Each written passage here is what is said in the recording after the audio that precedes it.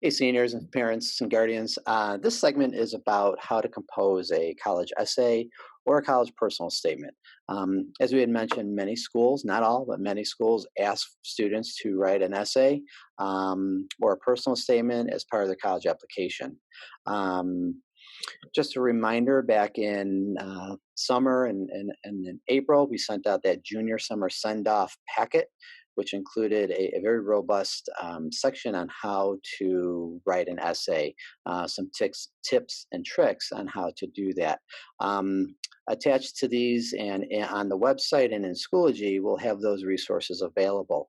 Um, but an essay or personal statement simply complements all the good things, all the achievements and awards and involvements a student has done during their high school career. This is an opportunity for a student to explain something that they would not know about. They can obviously see students' grades on the transcript. They can see a student's test score on the test transcript. They can read a little quip on the awards and things you've done on the application. But this is an opportunity to let them know something unique about you, something that they can't see anywhere else. We have Julie Nelson from Xavier University. She's our Chicagoland area regional rep, and she has a presentation that you're going to hear in 2 seconds, detailing a lot of good information on how to go about composing a personal statement or an essay. So without that, I'll turn it over to Julie Nelson. And if you have any questions, once again, please feel free to reach out and give me a call. I'd be more than happy to help you. Just so you know, myself and I am sure your English teacher would be more than happy to proofread anything if you are struggling with it or having troubles. More than happy to do that during first semester of your senior year. Thanks for listening. Said, my name is Julie Nelson, and I am the Regional Recruitment Director at Xavier University in Cincinnati, Ohio. But because we get about 15% of our students from the states of Illinois and Wisconsin, I get to work here in the Chicago suburbs in my home. So even if I wasn't coming to you via Zoom today, I would be just a hop, skip, and a jump away from District 214. So thanks for having me join you. And like Mrs. Bourne said, I've been doing this for 27 years. So I have read thousands of applications and thousands of essays. And so I wanted to share a little bit of my advice from somebody who actually reads these and uses these as part of your application. I'm going to switch back and forth between you looking at me and sharing my wisdom, as well as my PowerPoint. So just to kind of go back and forth and give you a little bit of a roadmap. The very end of my PowerPoint, I do have my contact information. So if there's anything that pops up in this presentation that you think, I have some questions, please feel free, shoot me an email, send me send me a text message. You can't do that. Shoot me an email, pick up the phone and give me a call. I'm very happy to help. So just a little bit about the essay as we go from here. Really it is part of the application. And if you want to think about the application in two parts, I would say the first part is the quantitative stuff, the stuff that can be proven and the stuff that is factual. So things like your grades and your test score if the school requires them. Even your letters of recommendation. Those are things that your teachers, have seen about you. The part of the essay that is truly, or the part of the application that is truly yours is the essay, because that's the qualitative stuff. That's you getting to talk about yourself, so that we as college admission officers really get to know you better. And so in a lot of ways, if you talk to me or you talk to any of my colleagues in admissions, we will tell you we enjoy the essays because that is our peak into not only what you can do, but who you are and how you're going to fit on our campus. So I think as you start to review, whether you're looking at the application itself or you're looking at some of those prompts like Mrs. Bourne said, I think the first question or the first thing you want to start to reflect upon is, if someone never met you and you had that application as the tool to help them get to know you, how would you, put yourself out there to say, here's something you might not know about me? Because we'll get that list of activities. We'll get the list of classes that you've had. We'll get, some of that factual information, but this is your chance to say, Here's why I love what I love. Here's why I want to study what I want to study. Here's something that you'd never guess based on the information you already have. So that's a good place to start. As you start to write this essay, I think sometimes, we're pretty conditioned to just, I'm going to sit down, I'm going to write this, it's going to be fantastic. I think keep in mind that as you're getting this process rolling, you may have chunks and bits and a few sentences that really shine. And so those might not come out till later in the process. You don't always have to write beginning, middle, end. You're going to play with it. But once you get going, you're going to find, or we're going to hope, that your essay includes an interesting, engaging first sentence or the hook, right? Think about it this way. On a typical day when I'm reading applications, I generally read about 50 applications a day. I will read every word that a student sends me. I get asked that a lot, like, well, if it's bad, do you just stop reading? No, I'm going to read all the way to the end. But I really want you to kind of make that case in that first sentence for me to answer the question, so what? Right? Not to minimize anything that you're going to share with me, but I want you to be compelling enough that I want to read on. So this is not something you have to do as you sit down and you think, what is this great hook going to be? I think it's going to be easier for you as you write this essay, write the body of it and figure out how to bring me into that story, because once you get there, you want to make sure, just like any story you tell, there's an into, a through, and a beyond. So you know where you're going, you know what you have to say, and you know where you've been. If that works for you in your typical English class kind of essay, and here's my 5 paragraphs, here's the paragraph to tell you what I'm going to tell you, here's the 3 paragraphs to tell you what I'm telling you, and here's the 1 paragraph to tell you what I've told you, that's fine. It does not have to have that format. I get asked too, like, does it have to be MLA style? Oh my gosh. This is more of a reflection. It's definitely more of your chance to tell me a story as opposed to present some research. So it is a little bit more informal writing maybe, but not necessarily sloppy writing. And then finally, please make sure you're answering the question.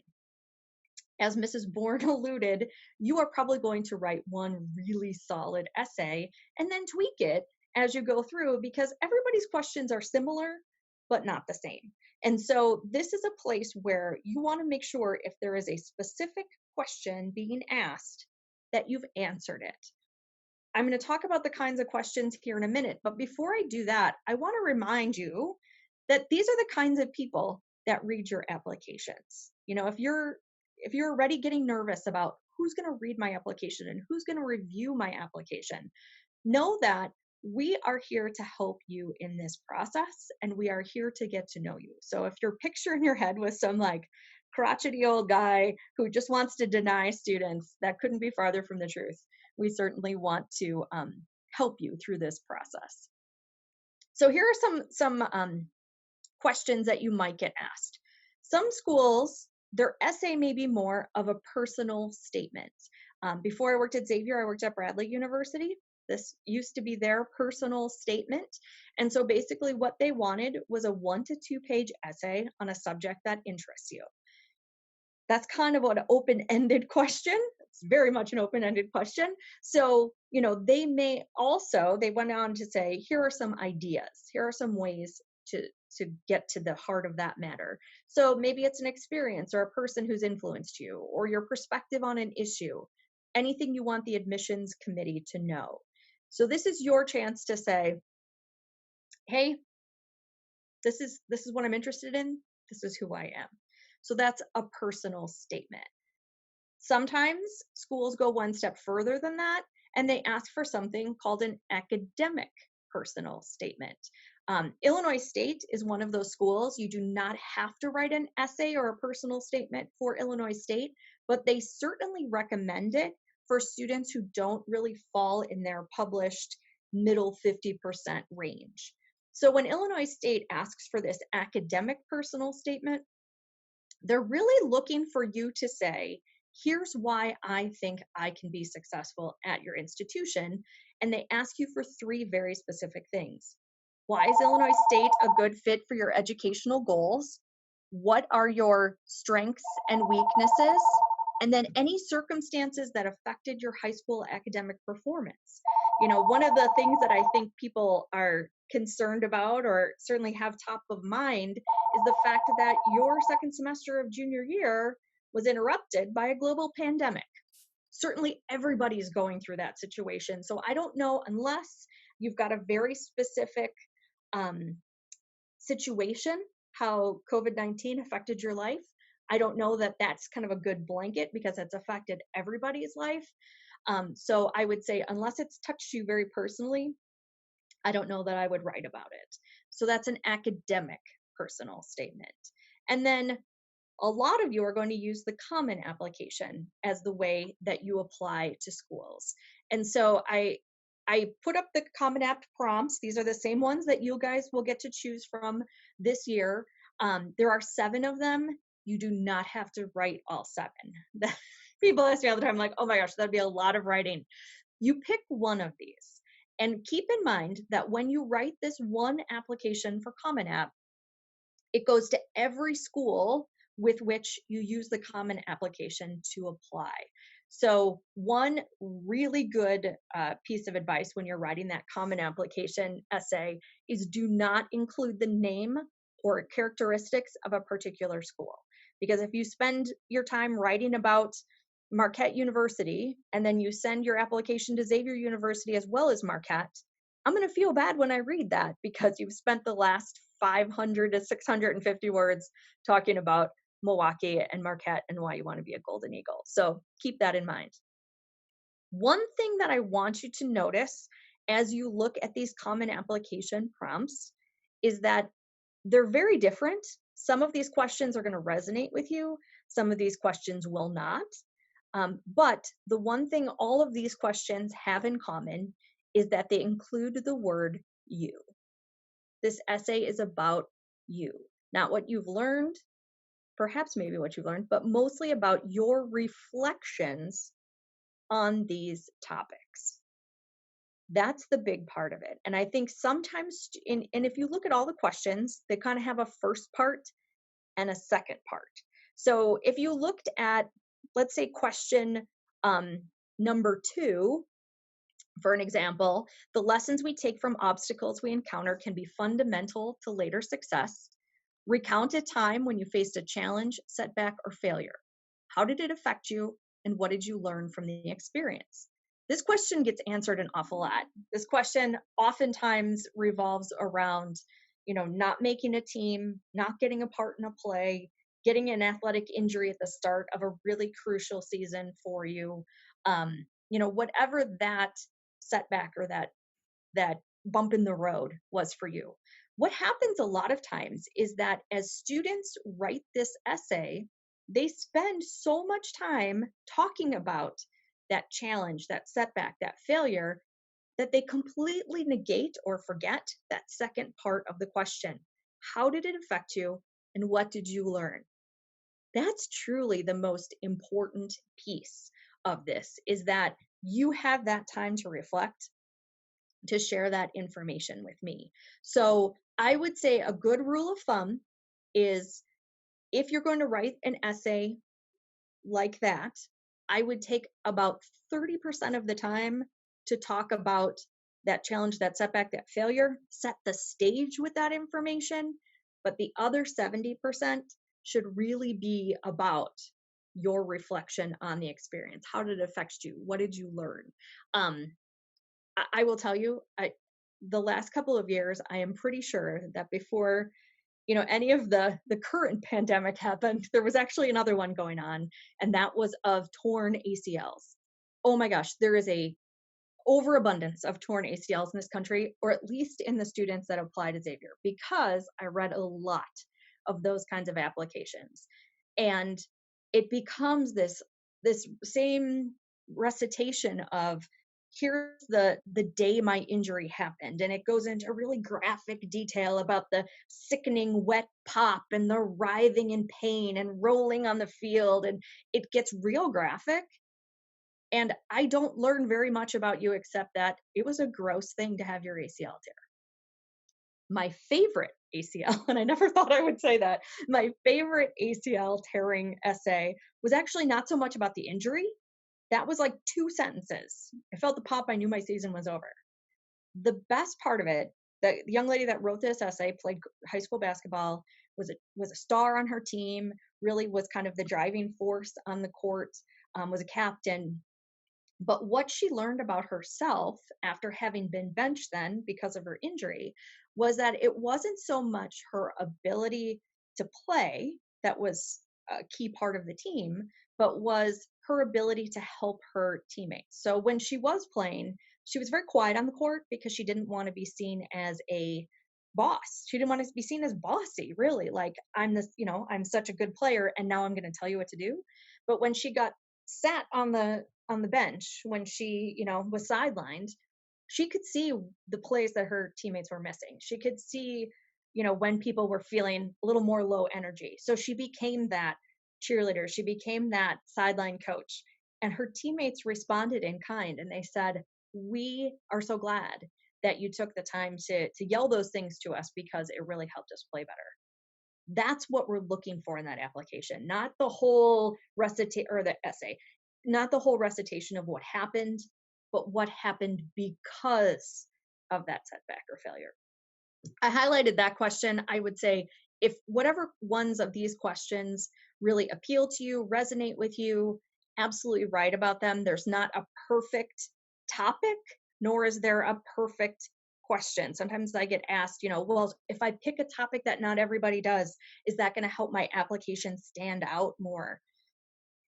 I don't think so. I think it really comes down to you being brave, maybe being a little vulnerable, and writing from your heart. And whatever topic you choose, your interest in, your passion for, your ability to really talk about how that plays a part in your life is what makes your application stand out. Now, that said, if you've done something really unusual, really crazy, absolutely write about it. But if you're just, hey, I'm a kid from the northwest suburbs of Chicago, I live a pretty normal life, don't feel like just because you haven't, climbed Mount Everest, that your application's not going to stand out. I have read some really amazing essays about kind of mundane topics. One of my favorite ones ever, if you look at number 5, it says discuss an accomplishment, event, or realization that sparked a period of personal growth and a new understanding of yourself or others. It used to say, discuss an accomplishment, event, or realization that marked your transition from childhood to adulthood. Whoa, like that is an unbelievably large um, question, right? So you're not going to say, oh, of course, I have this thing. But a young man a couple years ago wrote the answer to that essay when it still said childhood to adulthood. And he talked about how in middle school, he asked a girl to the movies and he got enough nerve during that date to put his arm around her. And that's what marks his transition from childhood to adulthood. It's a pretty normal thing, right? I loved that essay for so many reasons, but mostly because I got to know him as a person. One of my favorite parts of that essay, he talks about getting ready and he was nervous to go on this date. So he put on his favorite cargo shorts and his best graphic tee and he sprayed the Axe body spray in the air and he did like the little shimmy through. And I'm like, now you're a real kid. He was incredibly brilliant. He had a great list of activities. All of that was just kind of, yes, of course. But the essay and his vulnerability and his ability to really put his personality into the essay is what made it so, so very good. So know that there's not a right answer or a wrong answer when it comes to that. So that's the common application. There are also other kinds of questions. There's the coalition application. They will ask their questions. If you're applying to U of I, for example, they're going to ask you questions specifically about majors. So again, read the question and be ready to answer it. I would say there are some schools out there who really pride themselves on having unusual questions. Here in Illinois, of course, we've got one kind of in our backyard. The University of Chicago is always renowned for their questions and how they answer, or how they ask those. So a couple of years ago, this was their question. Find X. That was it. If you know anything about the University of Chicago, that's a very typical University of Chicago question. They want their students to be cerebral, they want their students to be quirky, and they want their students to think outside the box. So that is all encapsulated in those two words in the period. Find X. Here's another one of my favorite wild cards. Sarch said, hell is other people, but Streisand saying people who need people are the luckiest people in the world. With whom do you agree and why? Don't be icky. Tells you a lot about Amherst. Certainly they don't want you to be icky, but they also, expect that you know who those two people are. They expect you to have an opinion. Do you like people or do you not like people? It's okay either way. And then my last of my favorite wild cards is this one. You have just completed your 300-page autobiography. Please submit page 217. I've done this presentation several times before.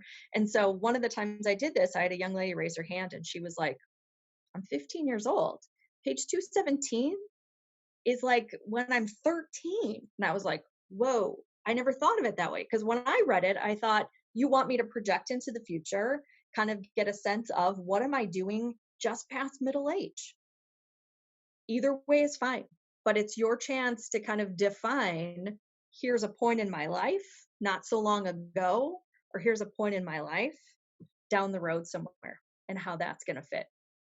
The last question you might get asked is this: why our school? So if you're applying to the University of Wisconsin-Madison, they may ask you, why Wisconsin? Why Marquette? Why Northwestern? This is where you really need to do your homework and to be able to say, of all the things I'm interested in about your school, how I've made that match between your school and me, this is the thing that's most interesting to me. And so it could be a major. It could be a club. It could be the fact that or you've met or you've read about somebody who's doing some really interesting research on that campus, or that you've seen, here's what I think I'm going to find, what the academic experience is going to be like on that campus. So this is where you don't want to spit back all the pretty words we give you in our admission brochures. You don't want to spit back, all the statistics that you can find online, or who founded that school, hundreds of years ago. This is you telling the admission committee, this is why I'm a good fit. This is why I can't wait to be part of your academic experience at that institution. So keep that in mind too, that it's got to be your words. It's got to be your voice. I'm the mom of a high schooler as well. And I know when he was writing his college essay last year, certainly the English teacher wannabe in me, he would bring his essay to me and say, Mom, what do you think? It was hard for me to sit back and be like, I would change this word, because if I started changing words, it wouldn't sound like him. And so that's, I think, the balance that you have to drive. Certainly you want somebody to proofread. Certainly you want somebody to take a look at it and give you some feedback. But I also think to keep in mind, because we ask the questions with the word you in them, it needs to be your words. It needs to be your thoughts. It needs to be your syntax.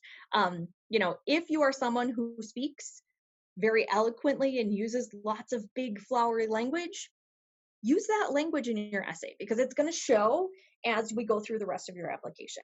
If you're somebody who, writing isn't really your strong suit, but you can do it okay, don't feel like you have to jump into that thesaurus feature and pick the biggest word you can find, when that's not how you talk.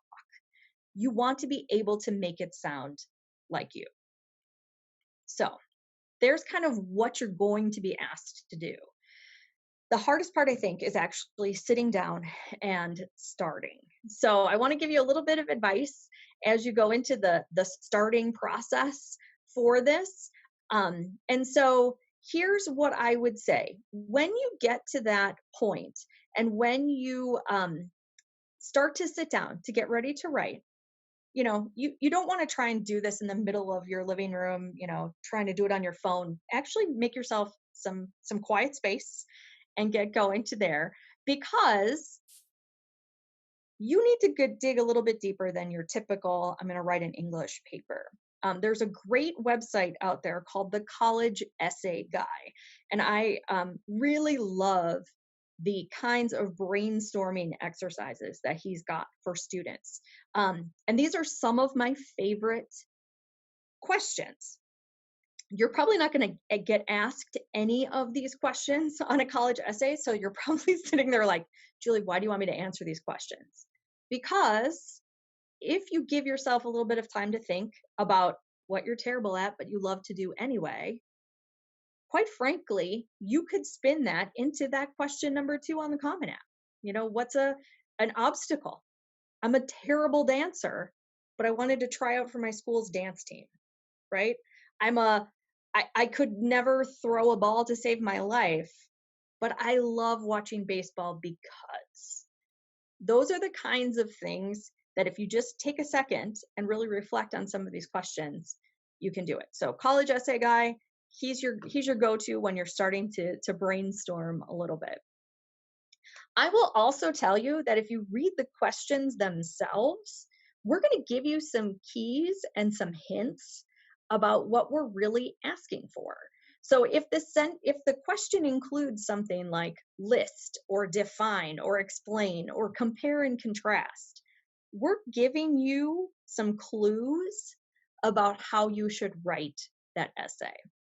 We also give you some clues in the word limitations. So if you're writing those common application essays, they generally say no less than 250, no more than 650 words. It will tell you if you've got more than 650 words on the common application, when you cut and paste that essay into the box online, it will tell you you are 72 words too many. So you can't just hit submit and then send me those other 72 words. You've got to be concise enough to fit in that box. If you're applying to the University of Illinois, their application essays, the ones about your major, are about 300 words. That's about a solid paragraph and a half. We're asking you to write within those parameters for a couple of reasons. One, for folks like me who read applications all day, you can't expect that we're all going to read novels from students. We want you to kind of, pare it down. But two, that is an exercise in and of itself. No matter where you're going to go to college, you are going to need to write.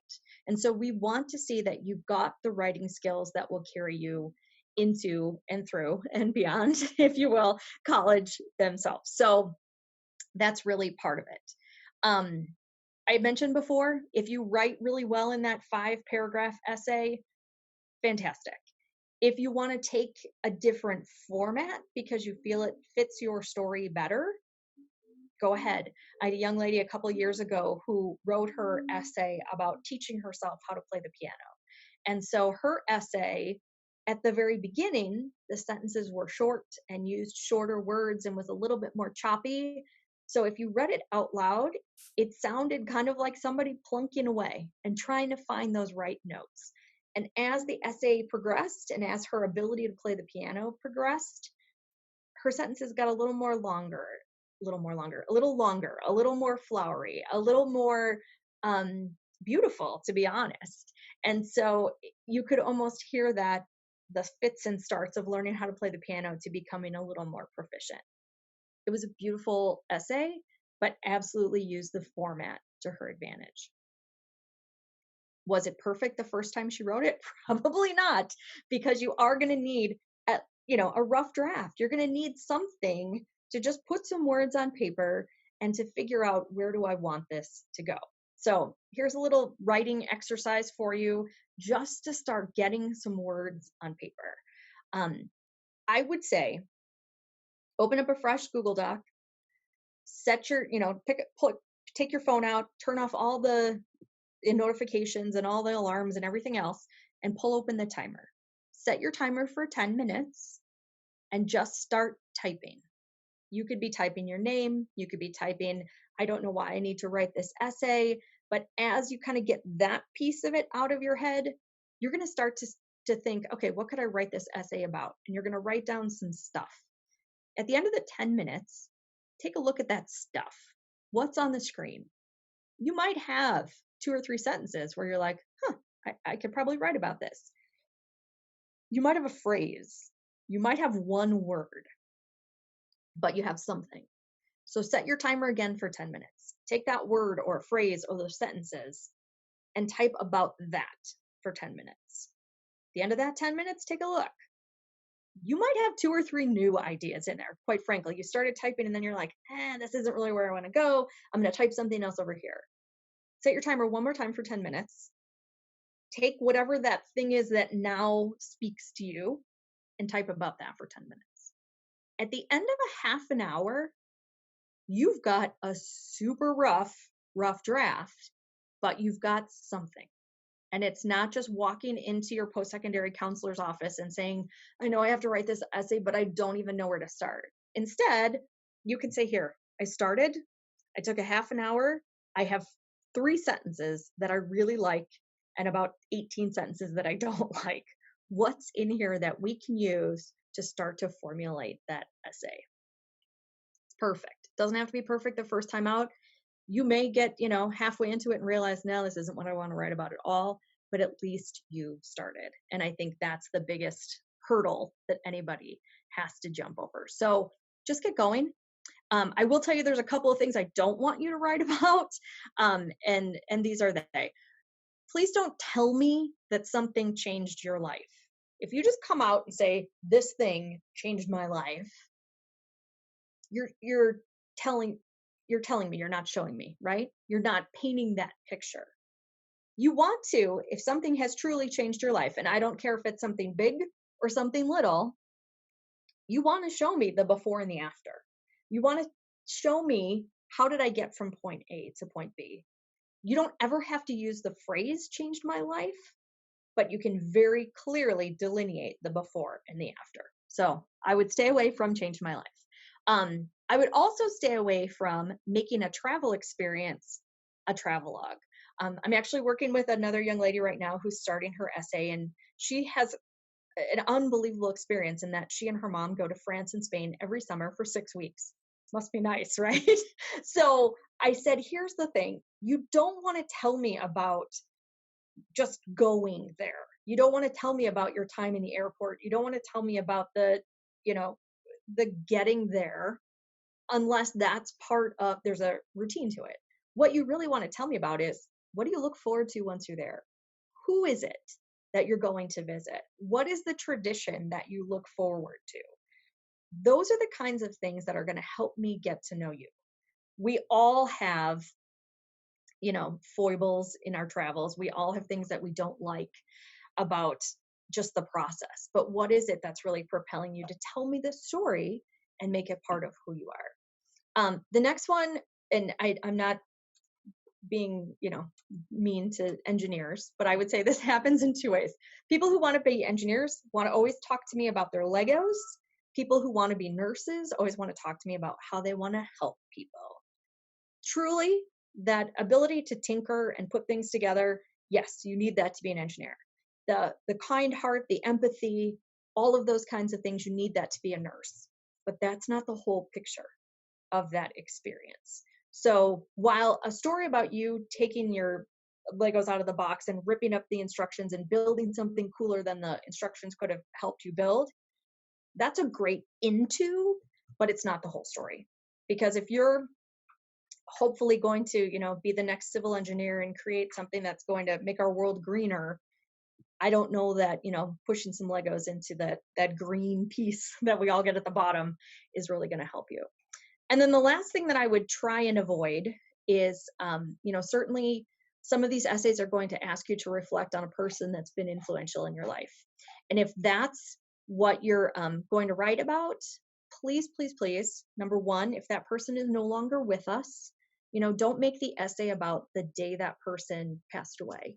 That's a rough day for anybody, much less you don't know where that person who's reading it is at. So that's a hard day to have to relive. What I would much rather hear is, what has that person meant to you? What kind of legacy do you want to live on through the lessons of that person? I think the other thing is when you're writing an essay like that, again, this is where that 70-30 rule really comes into play. You want to take about 30% of that essay to talk about that person and um, their influence on you, and 70% about you and about how, because you knew this person, the rest of your life is going to be changed in some way. So stay away from those. So just a few quick do's and don'ts as I wrap this up. Certainly having read a lot of applications in my day, I've seen some really good examples of things. I've seen some really bad examples of things. So one of the things I would really encourage you to think about as you go through this process, spell check is not a substitute for proofreading. We all have computers in front of us. They all kind of tell us when we do something wrong, but they will not tell you if you've written something, a correct word, and used it incorrectly, or if you've substituted one word for another. I've seen some pretty hilarious examples of this. I've seen some pretty terrible examples of this. So make sure you spell check for sure, but you also have somebody take a look at that essay before you submit it. The other thing that I think I get asked a lot when it comes down to this is, what do you want me to write about? Everybody wants to know what the right answer is for an essay. There is no right answer. If there was just one right answer, somebody would have written that book already, made $1 million, and gone on with the rest of their life. Your story is yours. And that's the thing that I always try and impart to students. I can't tell you what to write about because I don't know you yet. You are going to find that story that helps illuminate who you are, what your hopes and dreams are, who you want to be, why that school is right for you. And that's your answer. And so that's really the piece of this that I hope you take away more than any other. The other piece is, I talked about the hook. So sometimes students really want to surprise me in some way. Little irony, little twist, perfect. Shocking, maybe not. So don't throw the profanity in there. Or don't tell me about something that you've done that's illegal or immoral. This isn't true confession time. Those kinds of shocks in an essay probably aren't going to help you. Surprises, twists, absolutely. We want to see those. So make sure, again, you want this to be compelling. You want it to be interesting. I've said this before, I'll say it again. We want you to be brave. We want you to write with your heart, because that's how we get to know who you are. And I think the other thing that happens too is students sometimes feel like, I don't have such a big story that I'm going to jump off the page. You're the best you there is. And that's what I love about my job. It's because every time I open an application, every time I get to that essay part, if you're a reader, you'll understand this. It's kind of like when you crack the spine on a brand new book and you think, who am I going to meet inside these pages? And that's really what the essay does for us. It helps us meet you. I would say one last piece of advice, and if you're going to write about something that you're struggling with or that you have struggled with, sometimes you need to reflect a little bit and you need to talk to the folks who can best counsel you, whether that's your parents or a teacher or your counselors, to really say, am I ready to write about this? And so what I like to encourage students to do is to write those kinds of stories, whether it's a struggle with, mental illness or some sort of loss. You want to write it from a place that's a scar, not a scab. And here's what I mean by that. Let's say you fall off your bike and you hurt your knee, and you've got this icky scab on your knee, and every time you put on your jeans, it hurts. And every time you bend your knee, it hurts. And so it's there and it's just kind of nagging at you still. But a couple weeks later, that scab's gone away. You could talk about it and be like, oh man, I fell off my bike and it hurt so much, but I'm here now. And so that's where, if you are going to write about something that is, a struggle, that is a pain, that you're writing from a place where you've been through it and you can address it in a way that's not going to feel so raw to you. So that's the other piece of advice I have for you.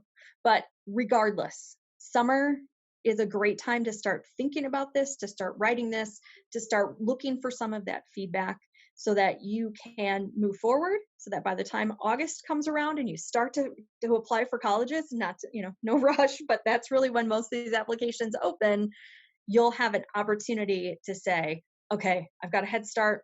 I know where I'm heading with this essay, and I'm ready to apply and start my senior year. So those are my pieces of advice as it comes to the application. Certainly, if you have questions, I mentioned before that I'm more than happy to field those from you. So, please feel free. If you have questions, here's all my contact information. Give me a holler, shoot me an email, and I'm good to go. But again, I want to thank the counselors at 214 for having me and for allowing me to go from here. So, Mrs. Bourne.